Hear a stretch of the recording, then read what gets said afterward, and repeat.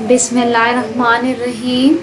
In this video, we will discuss 9th chemistry chapter number 1 to 4 FLP2 paper. There are total 31 questions in this paper, that is full board pattern paper. First half book का paper है और it is a second FLP. इसका एक और FLP जो है वो present है. MCQ सॉल्व करने के लिए वही टेक्निक है कि आप पहले ऐसे दो ऑप्शन सिलेक्ट करें जो कि रिलेट नहीं करते हैं और उनको स्किप कर दें. बाद में बाकी दो ऑप्शंस में से जो ज़्यादा क्लोज लगता है आपको उसको सिलेक्ट करें. इस तरह आपका MCQ सही होने का चांस ज़्यादा होता है. फर्स्ट है number of electron participating in double covalent bond. बच्चे डबल कोवलेंट बॉन्ड में 6 इलेक्ट्रॉन तो होने से रहे, 6 और 8 तो आप काट दें. फर्स्ट 2 में से आप देखें डबल है, 2 बॉन्ड हैं, लेकिन इलेक्ट्रॉन के पेयर भी 2 हैं, लेकिन उसने इलेक्ट्रॉन पेयर नहीं पूछा, सिंपल इलेक्ट्रॉन पूछा है. ठीक है, इसलिए इस चीज़ का आपने ध्यान रखना है. आपने 2 पे नहीं लगा देना, देखते ही डबल कोवलेंट बॉन्ड है तो 2 होगा, ऐसा नहीं करना. वो इलेक्ट्रॉन पेयर का नहीं पूछ रहा, सिंपल इलेक्ट्रॉन पूछ रहा है. बेटा एक बॉन्ड में 2 इलेक्ट्रॉन होते हैं तो 2 बॉन्ड्स के अंदर 4 इलेक्ट्रॉन होंगे. B option is right. Which one of the following is metal. यहाँ पे अगर आप देखें तो बच्चे हाइड्रोजन सबको पता है इट्स अ नॉन मेटल. इस तरह कार्बन भी नॉन मेटल, नाइट्रोजन भी नॉन मेटल, मैग्नीशियम एक मेटल है. D option. Next, amount of energy given out when an electron is added to an atom is called. Electron जब add होता है तो कौन सी एनर्जी है? तो बेटे ए तो लेटिस एनर्जी है. लेटिस एनर्जी आपने पढ़ी ही नहीं है तो ये आप पहले ही स्किप कर दें. उसके बाद आप सी ऑप्शन भी स्किप कर दें क्योंकि इलेक्ट्रोनेगेटिविटी तो एक एबिलिटी होती है, एनर्जी नहीं होती. अब आप बी और डी में से सिलेक्ट करें तो बच्चे आयनाइजेशन एनर्जी तो वो होती है जब इलेक्ट्रॉन रिमूव होता है. यहाँ इलेक्ट्रॉन ऐड होने की बात हो रही है तो ये भी नहीं आ सकता. आपके पास D option is correct, electron affinity. Question number 4. When an electron jumps from lower orbit to higher orbit, energy is. जब बेटा आप नीचे से ऊपर चढ़ते हैं, सीढ़ियाँ भी चढ़ते हैं, तो आप थक जाते हैं क्योंकि आपकी बहुत ज़्यादा एनर्जी यूज़ हुई, आपको एनर्जी लगी नीचे से ऊपर आने में. तो इस तरह इलेक्ट्रॉन का भी है, जब वो लोअर से हाई में जाता है एनर्जी एब्जॉर्ब करता है. सो ए ऑप्शन इज़ करेक्ट. ठीक है, और नन ऑफ दीज तो पहले ही आप स्किप कर सकते हैं क्योंकि ऐसा नहीं हो सकता कि एनर्जी वो ना ही एब्जॉर्ब करे ना ही एमिट करे. कुछ तो वो करेगा तभी वो नीचे से ऊपर जाएगा. सो नन ऑफ दिस को आप पहले स्किप कर दें. बाद में बच्चे एमिट और एब्जॉर्ब, रेडिएट. एमिट और रेडिएट दोनों का मीनिंग एक ही है, निकलना. ठीक है, तो इसलिए बच्चे 2 ऑप्शंस तो नहीं हो सकते इसका आंसर, है ना. तो एक ही हो सकता है, कोई एक इनमें से आंसर हो सकता है. हालांकि दोनों का मतलब सेम है तो इसलिए दोनों ही नहीं यहाँ पे आएंगे. तो A option is correct. Next, molar mass को ग्राम में रिप्रेजेंट किया जाता है. ऑक्सीजन का मोलर मैस क्या होगा इन AMU? सो बच्चे ऑक्सीजन का मैस कितना है? 16 और 2 ऑक्सीजन है तो 32. तो A option is correct. Amount of energy given out when an electron is added to an atom, तो ये है इलेक्ट्रॉन एफिनिटी जैसे आपने ऊपर भी देखा. ठीक है, element with least atomic number is. इसका एटॉमिक नंबर सबसे कम है बच्चे. यूरेनियम तो हो ही नहीं सकता, ये तो एक है रेडियोएक्टिव एलिमेंट और ये बहुत हैवी न्यूक्लियस होता है इसके, तो इनके मैसेज बहुत ज़्यादा होते हैं तो ये नहीं हो सकता. बाकी तीनों में से भी अगर आप देखें तो आपको वैसे तो सबके याद ही हो कि एटॉमिक नंबर इतने ईजी हैं, हाइड्रोजन, हीलियम, कार्बन. लेकिन वैसे भी वेरी सिंपल है क्योंकि पीरियोडिक टेबल में सबसे पहला एलिमेंट ही हाइड्रोजन है और उसका एटॉमिक नंबर 1 होता है. सबसे कम ही इसका होता है, that's why hydrogen is answer. C option. Next, which one of the following shell consist of 3 sub shell. तो बच्चे ओ शेल सबसे पहले आप स्किप कर दें क्योंकि आपने पढ़ा ही नहीं ओ शेल. बाकी तीनों में से आपको डिसाइड करना पड़ेगा. तो बेटा के पहला शेल है, सेकंड शेल होता है एल, थर्ड शेल होता है एम और थर्ड शेल में ही फर्दर 3 सब शेल्स आते हैं. तो M shell is answer. D option. Noble gas की जनरल इलेक्ट्रॉनिक कन्फिग्रेशन क्या है? ओके, सो नोबल गैस आपको पता है वो होती हैं जिनका ऑक्टेट कंप्लीट होता है, यानी उनका आउटर मोस्ट शेल उसमें 8 इलेक्ट्रॉन्स होंगे, कंप्लीट होगा. ठीक है, अब आप देखें यहाँ पे काउंट करें 2 + 2 4. ये तो 8 नहीं है, it's not stable, it's not noble gas. यहाँ पे देखें 2 + 4 6, ये भी नहीं है. यहाँ देखें 2 + 6 8, that means it is right. ये स्टेबल है, नोबल गैस की इलेक्ट्रॉनिक कन्फिग्रेशन है. C option. नेक्स्ट है number of element in normal period. जो नॉर्मल पीरियड होता है उसके अंदर कितने एलिमेंट्स आते हैं बच्चे? शॉर्ट पीरियड में आपको पता है कि 2 एलिमेंट आते हैं और नॉर्मल पीरियड में आते हैं 8 elements. C option. Non polar covalent bond में बॉन्डेड एटम इक्वली शेयर होता है या अनइक्वली शेयर होता है? यही 2 आपने पढ़े हुए टर्म्स, यहाँ डिफरेंटली या ऑपोजिटली नहीं पढ़ा तो ये आ ही नहीं सकते। सी और डी पहले ही आप स्किप कर दें, ए और बी में से आपको आंसर करना है।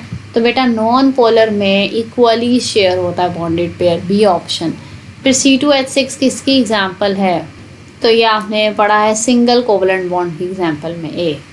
शॉर्ट क्वेश्चन है, how to calculate the number of atoms in molecular compound and number of ions in ionic compounds. Okay, तो आप फॉर्मूला लिखेंगे। नंबर ऑफ एटम का क्या फॉर्मूला है? Number of moles multiply 6.02 into 10⁻23।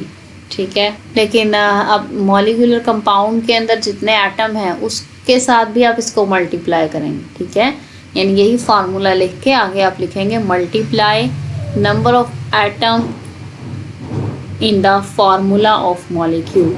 Okay, इसी तरह ions के लिए आप जब ये फार्मूला लिख लेंगे, number of moles multiply 6.02 into 10⁻23, उसके आगे आप लिखेंगे multiply number of ions of this compound. Okay, next, how many neutrons are present in C12 and C13? तो बच्चे कार्बन का एटॉमिक नंबर होता है 6। ठीक है, आप इसको सॉल्व करके बताएंगे। ठीक है, atomic number of carbon equals to 6 और एटॉमिक मास दिया हुआ है यहाँ पे 12।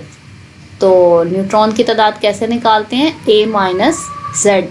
A इसका 12 है और Z इसका 6 है। 12 माइनस 6 क्या आएगा? 6। तो न्यूट्रॉन की तादाद यहाँ पर 6 है। और इसी तरह इसमें भी आप पूरा सॉल्व करके बताएंगे कि 13 माइनस 6 क्या आएगा? 7। यहाँ पे न्यूट्रॉन की तादाद है 7। आइसोटॉप्स की डेफिनेशन और एग्जाम्पल लिखेंगे।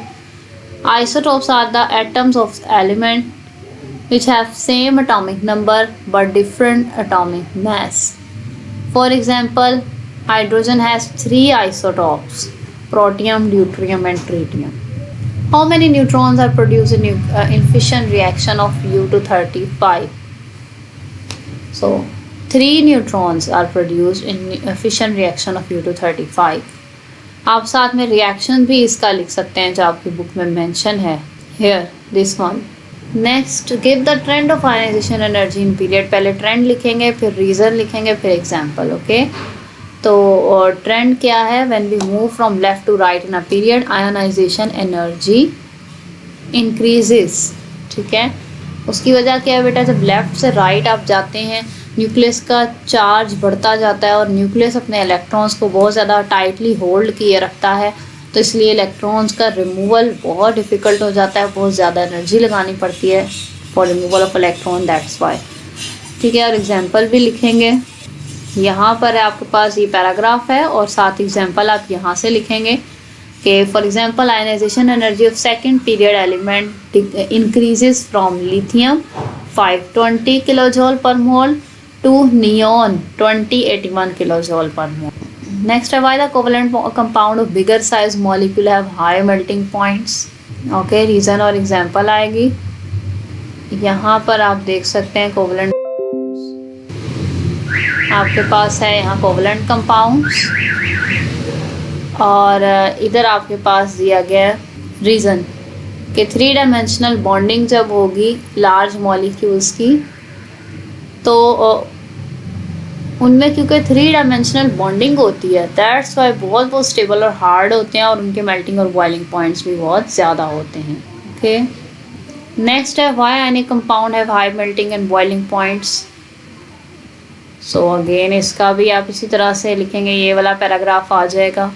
ठीक है, बिकॉज बच्चे ionic compound positive and negative ion से मिलकर बनते हैं और इन दोनों के दरमियान अट्रैक्शन बहुत स्ट्रॉन्ग होती है, इलेक्ट्रोस्टैटिक फोर्स ऑफ अट्रैक्शन होती है। इस वजह से बहुत ज़्यादा एनर्जी रिक्वायर होती है इस फोर्स को ब्रेक करने के लिए और इसलिए इनके मेल्टिंग और बॉइलिंग पॉइंट बहुत ज़्यादा होते हैं, जैसे यहाँ पे सोडियम क्लोराइड की एग्जांपल दी गई है। नेक्स्ट है what is a chemical bond, definition लिखें और फिर उसकी एक एग्जांपल लिखें। सो केमिकल बॉन्ड की डेफिनेशन क्या है? Chemical bond is the force of attraction between atoms that hold them together in a substance. यानी एक्चुअली ये फोर्स ऑफ अट्रैक्शन ही होती है. फॉर एग्जाम्पल आप लिख सकते हैं HCl, उसके दरमियान बॉन्ड शो कर दें. What is a significant feature of periodic table? आप कोई से भी दो फीचर्स लिख सकते हैं जो आपने सैलिएंट फीचर्स पढ़े हैं. सो आप एक लिख सकते हैं कि periodic table there are total 7 periods in the periodic table. Okay, इसके अलावा आप लिख सकते हैं कि there are total 18 groups in the periodic table. Vertical columns आप बिल्कुल डेफिनेशन की तरह लिखेंगे. There are 7 horizontal rows, there are called period, there are 18 vertical column which are called groups. कोई और भी पॉइंट लिख सकते हैं, लाइक आप पीरियड के बारे में लिख सकते हैं कि first period consist of only 2 elements, और जो सेकंड थर्ड पीरियड है उनमें 8 एलिमेंट्स आते हैं, और फोर्थ फिफ्थ पीरियड में 18 एलिमेंट्स आते हैं, सिक्स्थ पीरियड में 32 एलिमेंट्स आते हैं, और सेवन्थ पीरियड इनकम्प्लीट है, उसमें 23 एलिमेंट्स आते हैं. नेक्स्ट है what was the idea of Greeks about matter and atom. So Greeks का आइडिया आपने लिखना है. तो ये भी आपका बच्चे सेकेंड चैप्टर का एक क्वेश्चन है. सो उसमें बिल्कुल स्टार्ट में इंट्रोडक्शन में लिखा हुआ है, ancient Greek philosopher Democritus suggested that matter is composed of टिनी indivisible particles called atoms. यहाँ तक आएगा इसका, ठीक है. यानी उसने ये कहा था कि मैटर जो है वो इंडिविजिबल ऐसे पार्टिकल्स से मिलकर बना है जो कि फर्दर डिवाइड नहीं हो सकते हैं, और उन्हें एटम कहते हैं. नेक्स्ट है what is plum pudding theory. तो वो आ जाएगी आपके पास पूरी. थॉमसन ने दी थी ये थ्योरी, और he postulated that atoms were solid structure of positively charge with tiny negative particles stuck inside. It is like plums in the pudding. Okay, यानी वो कहता था कि एटम जो है वो सॉलिड स्ट्रक्चर्स हैं जिनमें पॉजिटिव चार्जेस हैं और नेगेटिव चार्जेस उसके अंदर स्टक हुए हैं, यानी कि कोई ख़ास उसने स्ट्रक्चर नहीं बताया उसका. उसने कहा कि जैसे एक आइसक्रीम पुडिंग होती है उसमें प्लम्स होते हैं स्टक हुए हुए, बिल्कुल उस तरीके से. नेक्स्ट है डिफाइन इंडस्ट्रियल केमिस्ट्री. तो बेटा ये वो ब्रांच है जहाँ पे स्टडी किए जाते हैं कि कमर्शियल स्केल पे कैसे जो है वो केमिकल्स को सिंथेसाइज किया जाता है, ठीक है, मैन्युफैक्चर किया जाता है. तो branch of chemistry that deals with the manufacturing of chemical compounds on commercial scale is called industrial chemistry. और एप्लीकेशंस आप लिखेंगे, these chemicals provide raw material for many industries such as fertilizers, soap, textiles, agricultural products, paints and papers etc. यानी ये सारे जो आपके पास industries हैं ये इसके एप्लीकेशन में आ जाती हैं. फार्मूला मैथ्स बताना है इन सब का. सो इसको हम कैलकुलेट कर लेते हैं. Na2SO4. बच्चे इसमें आप कैसे करेंगे, पहले आपको इनके अलग अलग से मैसेज पता होने चाहिए.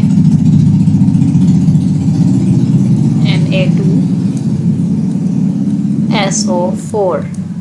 सोडियम का मास होता है 23. 2 सोडियम है तो 2 से मल्टीप्लाई करेंगे, प्लस सल्फर का है जी 32, प्लस ऑक्सीजन है 16. 4 ऑक्सीजन है तो 4 से मल्टीप्लाई कर देंगे. इसको सॉल्व कर लेंगे, आंसर आ जाएगा 46 है. इसको जब मल्टीप्लाई करते हैं प्लस 32 है प्लस 64, तो ये आंसर आता है 142 ग्राम. इस तरीके से सॉल्व करते हैं. सेकंड आपके पास है ZnSO4. इसमें जिंक का पता होना चाहिए. जिंक का है 65, प्लस सल्फर है 32, प्लस ऑक्सीजन है 16. 4 ऑक्सीजन है तो 4 से मल्टीप्लाई करेंगे. 65 प्लस 32 प्लस 64 ऐड कर देंगे. 161 इज आंसर ग्राम. लास्ट है CuCO3.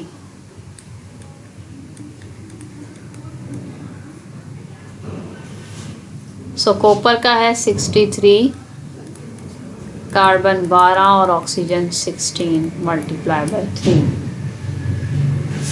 कॉपर का बल्कि 63.5 है। इसको सॉल्व कर देंगे।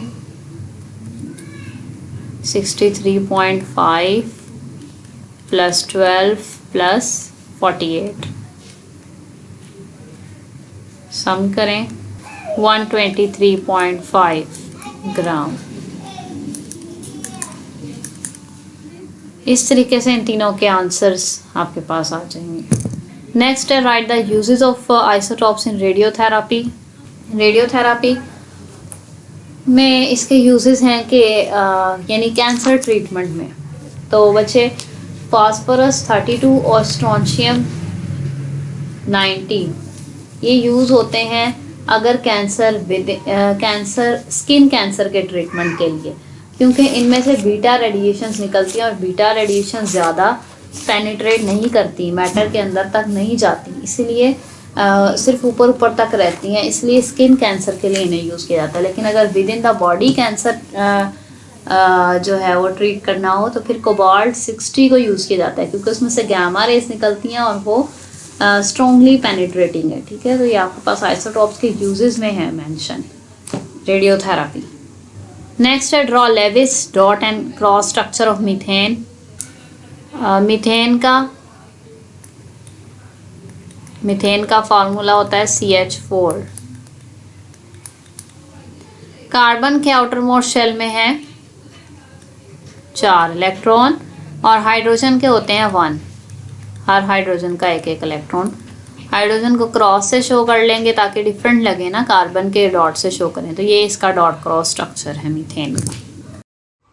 ई-बीप्स तालीम तरबियत और इम्तहानों की तैयारी का जदीद और अपनी किस्म का एक मुनफरिद निज़ाम है जो आपको घर बैठे ऑनलाइन तरीके से ना सिर्फ इम्तहानों की तैयारी खसूसी अंदाज में करवाता है बल्कि ये भी बताता है कि आपकी अब तक की तैयारी का मायार क्या है, तैयारी में क्या क्या खामियां हैं, ये खामियां कौन सी किताब के कौन से हिस्से में हैं, कौन सी गलती आप बार बार दोहराते हैं और अब तक के दिए गए पर्चों में आप ये गलती कितनी बार दोहरा चुके हैं और किस किस सवाल में आपने ये गलती दोहराई है, इस गलती को दूर कैसे किया जा सकता है।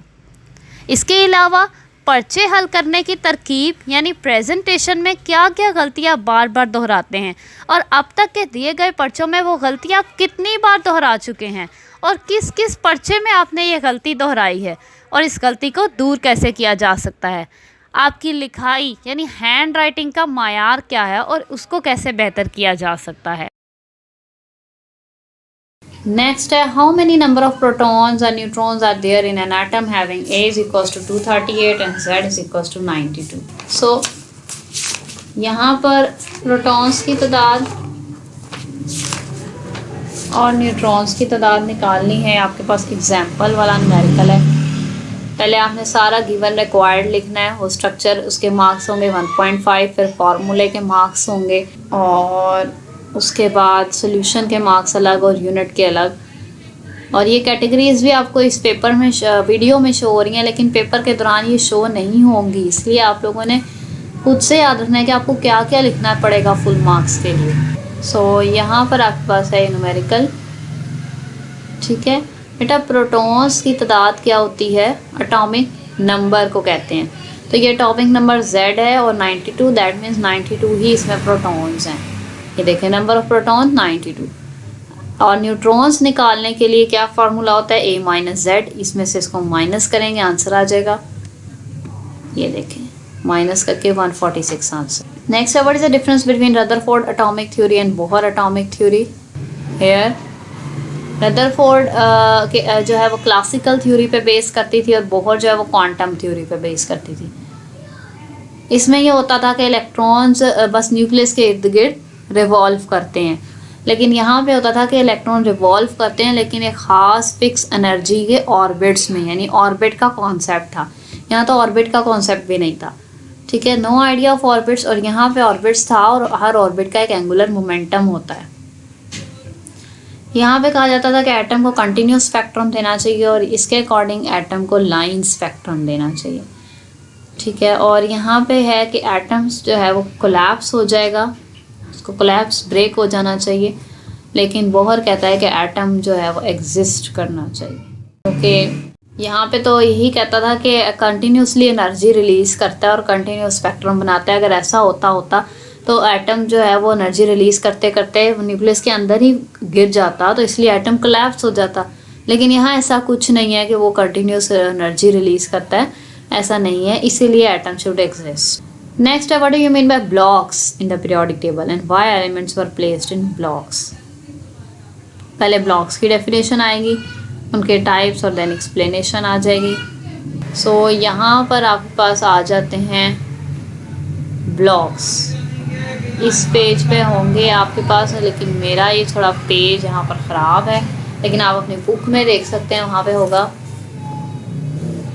एक जो बेटा कोई भी एलिमेंट्स है उनके अगर इलेक्ट्रॉनिक कन्फिग्रेशन सेम है आउटर मोस्ट शेल की, वैलेंस शेल, यानी उनका जो आखिरी इलेक्ट्रॉन है वो किस सब शेल में जा रहा है, एस में जा रहा है, पी में जा रहा है, डी में जा रहा है या एफ में जा रहा है, उस बेसिस पे ब्लॉक्स बनाए गए। कुछ एलिमेंट्स के ग्रुप्स ऐसे हैं जिनके valence electron same sub shell में जा रहे हैं, तो उन सबको फिर एक ब्लॉक में रखा गया। लाइक यहाँ पे ये वाला सारा पीरियोडिक टेबल का पार्ट है, दिस राइट साइड पे ये जो सारा पार्ट है, इन सारे एलिमेंट्स के जो आउटर मोस्ट इलेक्ट्रॉन है वो जाते हैं, जिस सब शेल में जाते हैं वो है पी। दैट्स वाई इस सारे को पी ब्लॉक कहा जाता है। इसी तरह ये जो दो हैं यहाँ पर सारे इलेक्ट्रॉन्स जो हैं बच्चे वो जाते हैं, आउटर मोस्ट इलेक्ट्रॉन जिस सब शेल में जाते हैं वो है एस, इसलिए इसको एस का नाम दिया जाता है। इसी तरह जो सेंट्रल हैं ट्रांजिशन एलिमेंट, इनको कहते हैं ट्रांजिशन मेटल्स, ठीक है। और इनमें जो वैलेंस इलेक्ट्रॉन्स हैं वो जाते हैं डी में, इसलिए डी ब्लॉक कहलाती हैं। और जो ये नीचे वाली दो सीरीज़ हैं आपके सामने, लैंथेनाइड, एक्टिनाइड, इनके आखिरी इलेक्ट्रॉन्स जाते हैं एफ में, that's why they are called F block elements. Next है, write a note on dipole dipole interaction. इनकी डेफिनेशन आएगी, फिर एग्जाम्पल आएगी एंड देन एक्सप्लेनेशन आएगी। हियर डेफिनेशन आपके पास यहाँ से आएगी, net force of attraction between oppositely charge ends of two adjacent molecule is called dipole dipole force. Okay, फिर आगे आप ये सारी एक्सप्लेनेशन लिखेंगे HCl वाली, ठीक है। तो कह रहा है कि ये वॉन डर वॉल कहलाती हैं, ठीक है, जितनी भी इंटरमॉलिक्यूलर फोर्सेस हैं, और ये इलेक्ट्रिकल इन नेचर है। इलेक्ट्रिकल मीन्स ये चार्जेस की वजह से डेवलप होती है, ठीक है। चार्जेस परमानेंट भी और टेम्परेरी भी हो सकती हैं, ठीक है। और होता किस तरह, अब आप ये देखें HCl है, ठीक है। इनके दरमियान जो ये बॉन्ड है ये इक्वल बॉन्ड, आपको पता है बॉन्ड के अंदर इलेक्ट्रॉन ही होते हैं ना, एक इसने इलेक्ट्रॉन दिया, एक क्लोरीन ने दिया, तो ये बॉन्ड बन गया। तो ये जो इलेक्ट्रॉन है दरमियान में, यानी कि जो बॉन्ड है ये इक्वल शेयर नहीं हुआ हाइड्रोजन और क्लोरीन के साथ, बल्कि अनइक्वल है। क्लोरीन के साथ ये ज़्यादा शेयर हुआ है, क्लोरीन की तरफ इसका झुकाव ज़्यादा है बॉन्ड का, हाइड्रोजन की तरफ कम है, ठीक है। उसकी वजह क्या है कि क्लोरीन की इलेक्ट्रोनेगेटिविटी ज़्यादा है। इलेक्ट्रोनेगेटिविटी की तो वो सलाहियत होती है जिसकी वजह से कोई एटम इलेक्ट्रॉन्स को खींचने की सलाहियत रखता है, तो क्लोरीन जो है वो इन इलेक्ट्रॉन्स को खींचने की सलाहियत ज़्यादा रखती है as compare to hydrogen. That's why जो इलेक्ट्रॉन का ये जो पेयर है, शेयर्ड पेयर है, ये क्लोरीन की तरफ ज़्यादा अट्रैक्टेड है, और इसकी वजह से क्लोरीन पे पार्शल सा माइनस चार्ज आ जाता है, पार्शल मीन्स थोड़ा सा, ठीक है। और हाइड्रोजन के ऊपर खुद ब खुद ही पार्शल प्लस आ जाता है, ठीक है। तो ये एक मॉलिक्यूल था, लेकिन अगर HCl हो तो उसके अंदर तो बहुत सारे HCl के मॉलिक्यूल्स प्रेजेंट होते हैं सॉल्यूशन में, ठीक है। तो अगर इस HCl के पास कोई दूसरा HCl का मॉलिक्यूल आता है तो क्या होगा, उसके ऊपर भी ऐसे ही चार्जेस बने होंगे, तो इस मॉलिक्यूल का नेगेटिव एंड दूसरे मॉलिक्यूल के पॉजिटिव एंड को एक वीक फोर्स के साथ अट्रैक्ट करता है, and that force is called dipole dipole interaction. Okay, so this is called dipole dipole interaction।